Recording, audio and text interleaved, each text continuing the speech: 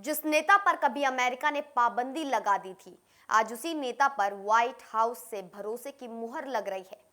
Venezuela की नई राष्ट्रपति डेल्सी रोड्रिग्स को लेकर डोनाल्ड ट्रंप का ये यू टर्न क्या किसी बड़े जियोपॉलिटिकल सौदे की शुरुआत है या सिर्फ दबाव की राजनीति?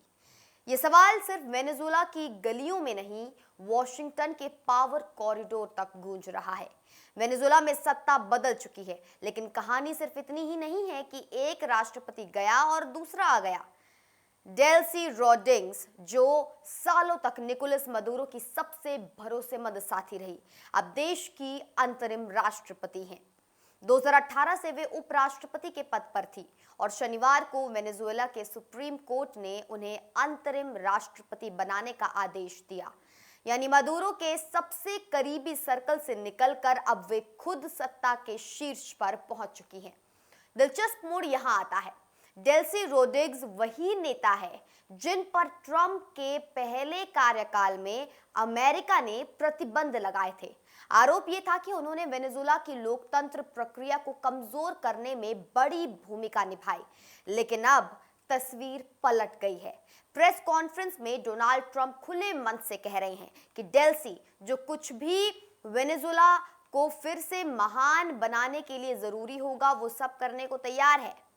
ट्रंप दावा कर रहे हैं कि वेनेजुएला पर कंट्रोल अमेरिका अपने हाथ में ले सकता है और ये काम मुमकिन है मदुरो के किसी भरोसेमंद साथी के साथ तालमेल में हो।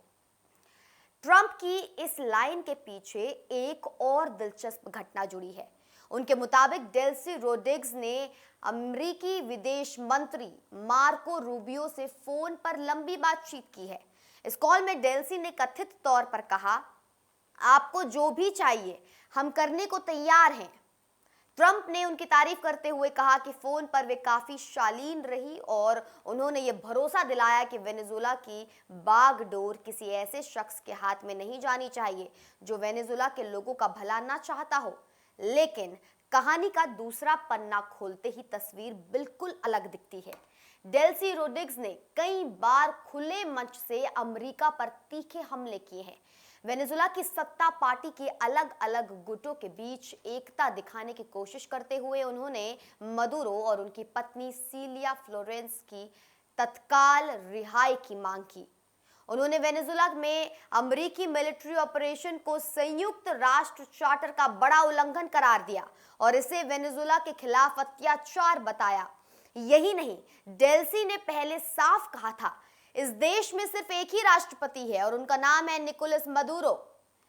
वेनेजुएला के सैन्य अधिकारियों ने भी वीडियो मैसेज जारी करके ट्रंप और अमेरिका के खिलाफ कड़े शब्दों का इस्तेमाल किया और अमेरिकी दबाव का मुकाबला करने की कसम खाई। यानी जमीनी हकीकत यह है कि एक तरफ ट्रंप डेल्सी पर दाव लगाने की बात कर रहे हैं, तो दूसरी तरफ डेल्सी का सार्वजनिक स्टैंड अब भी मदुरो के साथ खड़े रहने वाला दिखता है। यहाँ एक और अहम बात आती है, अमेरिका के पास डेल्सी के अलावा लीडरशिप का दूसरा विकल्प भी है, लेकिन ट्रंप उसे खुले तौर पर खारिज कर रहे हैं। वेनेजुएला की विपक्षी नेता और नोबेल पुरस्कार विजेता मारिया कोरिना मचाडो का नाम चर्चा में है, लेकिन ट्रंप का कहना है कि उनके पास देश चलाने के लिए पर्याप्त सपोर्ट नहीं है। यानी लोकतंत्र और मानवाधिकारों की बात करने वाले अमेरिका ने ग्राउंड रियलिटी देखते हुए उस विकल्प को साइडलाइन कर दिया, और जो शायद वैल्यूज के लिहाज से क्लीन दिखता है, लेकिन पावर इक्वेशन में वो उतना वजन नहीं रखती। अब सबसे बड़ा सवाल यही है, डेल्सी रोड्रिग्स और अमेरिका के बीच ये समीकरण क्या वाकई किसी बड़े समझौते की तरफ इशारा करता है या ये सिर्फ ट्रंप की क्लासिक प्रेशर पॉलिटिक्स है?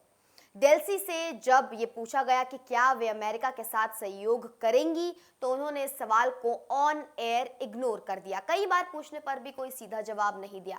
उन्होंने बस इतना कहा कि वेनेजुएला के साथ जो हो रहा है वो अत्याचार है और अंतर्राष्ट्रीय कानूनों का उल्लंघन है।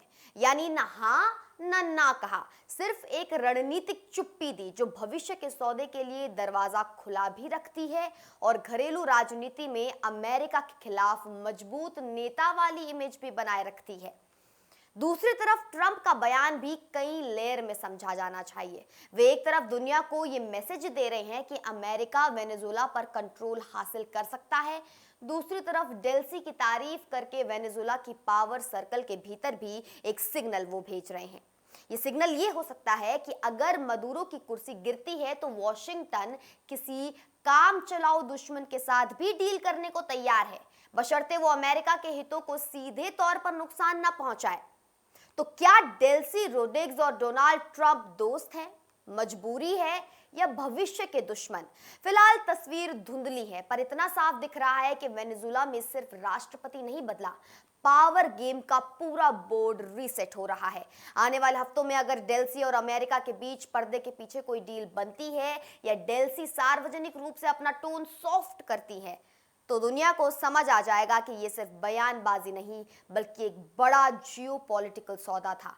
अभी के लिए वेनेजुएला एक ऐसे मोड़ पर खड़ा है जहां हर बयान, हर फोन कॉल, हर चुप्पी आने वाले सालों की राजनीति को दिशा दे सकती है। आप देख रहे थे इंडिया न्यूज का डिजिटल प्लेटफॉर्म। मैं आपके साथ निकिता रावत फिर मिलती हूं कुछ ऐसे ही मुद्दों के साथ, कुछ ऐसे ही वीडियोस के साथ। तब तक आप अपनी प्रतिक्रिया, अपनी टिप्पणियां हमें कमेंट सेक्शन में जरूर दें। देखने के लिए धन्यवाद।